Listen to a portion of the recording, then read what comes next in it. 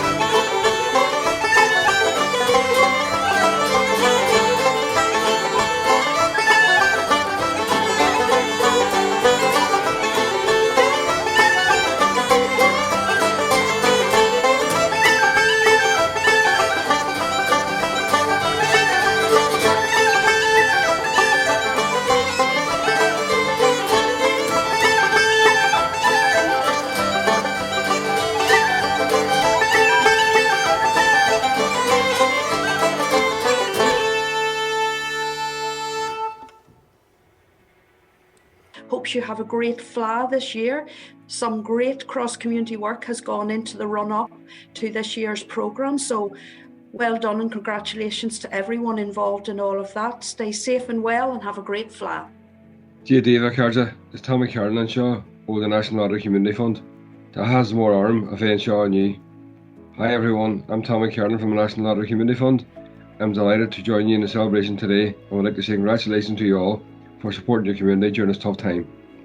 Gura mai agah agus ad mór of the Fleadh. Thanks and good luck with the Fleadh. Hi everyone, Maria here from Arts Council of Northern Ireland. I want to send major congratulations and thanks to all those involved in organising this year's 2020 Derry Fleadh. Arts Council are very proud to support the cultists. They have a long and significant history of promoting the traditional arts in Northern Ireland. And as it stands, they're reaching out to over 75 branches, engaging with over 90,000 people each year, delivering high quality traditional music experiences. This has been a really tough year for everybody. And we hope that we will see you soon. And in the meantime, we want to thank cultists for helping to connect us all through the programme of workshops, experiences, performances, and we wish everybody the very best and enjoy this year's festival. Thanks a million.